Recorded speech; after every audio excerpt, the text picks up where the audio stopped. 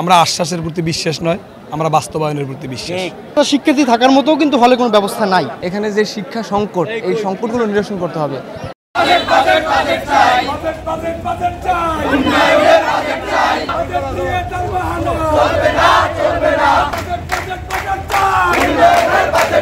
মূলত আমাদের কোনো সংস্কারের দাবি নেই, মূল দাবি হলো যে সংকটগুলো, এখানে যে শিক্ষা সংকট, এই সংকটগুলো নিরসন করতে হবে।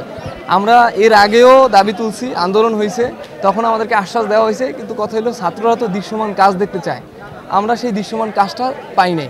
শিক্ষার্থীরা তার পাশে থাকার পরেও ওনার কি সমস্যা বা কিসের ভয়, এটা আসলে আমরা খুঁজে পাচ্ছি না। এই যে সংকটগুলো, জলাবদ্ধতা নিরসন, আধুনিক অডিটোরিয়াম নির্মাণ, তারপরে লাইব্রেরি ভবন আধুনিকায়নকরণ, বাসের সংকট নিরসন, শিক্ষক সংকট নিরসন, এরপরে নতুন হল নির্মাণ, এই যে আরও নানা বিষয়গুলো, খেলার মাঠটা আমাদের নাই, এখানে পানিতে জলাবদ্ধতায় ভরপুর থাকে, তো এগুলো আমরা চাই যে এই সংকটগুলো নিরসন করতে হবে। তো দেখা যায়, আমরা মনে করি এই সংকটগুলো নিরসন হইলে আমরা যদি নতুন ভবন পাই, আমাদের ছাত্রাবাস হয় ৫,০০০ শিক্ষার্থীর জন্য, আমরা শিক্ষক পাই, তাইলে আমাদের মনে হয় যে শিক্ষার মান অনেক উন্নত হবে। আমাদের দাবি তুললে আরও অনেকগুলো দাবি চলে আসে, তো আমরা 5 দফার জন্য মূলত এখানে আসি। তো আমাদের পরীক্ষাগুলো একটু ব্যাহত হচ্ছে, যে আমাদের ঠিক টাইমে হতে পারতেছে না। তো আমরা চাইলে এর পরবর্তীতে পরীক্ষাগুলো আবার দিয়ে দিতে পারবো, কিন্তু আমাদের এই যে দাবি, এগুলো আমাদের প্রত্যেকের দাবি, আমরা প্রতিদিন এবং প্রতিনিয়ত এর জন্য ভোগান্তিতে আসি। তো আমরা চাই আগে আমাদের এই সংস্কারগুলো হোক। এর আগে ইতিপূর্বে আমরা যখনই ক্যাম্পাসে সংস্কার নিয়ে কোনো কথা বলছি, তখন আমাদের কীভাবে আশ্বাস দিছে, আমরা আশ্বাসের প্রতি বিশ্বাস নয়, আমরা বাস্তবায়নের প্রতি বিশ্বাস।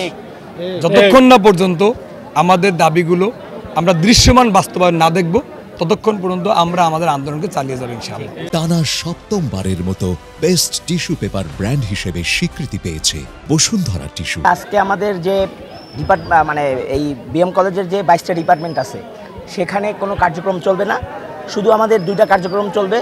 একটা হচ্ছে আমাদের যে ফার্স্ট ইয়ারের ভাই বোনরা আছে, তাদের ফর্ম ফিল আপ চলছে, এবং মাস্টার্সে যারা আছে তাদের ভর্তি কার্যক্রম চলছে। আমাদের কিছু ভাই বোনদের ইনকোর্স ছিল, এবং প্রশাসনিক যত কার্যক্রম আছে সব কিছু বন্ধ থাকবে। এই কলেজের বয়স হচ্ছে 136 বছর। এই কলেজ হচ্ছে দক্ষিণ বাংলার সবচেয়ে বড় বিদ্যাপীঠ, কিন্তু আমরা সবচেয়ে বড় বিদ্যাপীঠ হয়েও আমরা অবহেলিত। উন্নয়নের কোনো চিঠাপোটাও লাগেনি, বিগত 16 বছরেও লাগেনি। এখন যে এই জুলাই বিপ্লবের পরে যে 1 বছরে সেরকম কোনো দৃষ্টিনন্দন আপনারা দেখতে পাচ্ছেন, কোনো উন্নয়নই লাগছে না। এই যে বিএম কলেজে যে বরাদ্দের সংকট, এটা কিন্তু অনেক আগ থেকেই। তো আমরা এইবার বিএম কলেজের সমস্ত শিক্ষার্থীরা দেখতেছে যে এই সংকটটা নিরসন করা দরকার।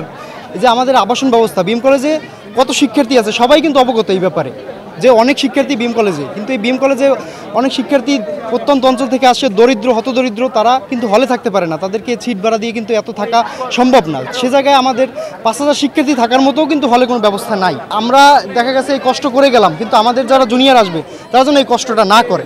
তো আমরা চাইতেছি যে এই যে সাময়িক যে কষ্টটা হবে, যে সেশন জটেরও একটা ইয়া থাকতে পারে, কিন্তু তারপর আমরা এই বাজেট চাই, উন্নয়নটা চাই, আমরা আর এই কষ্ট করতে চাই না। ঠিক।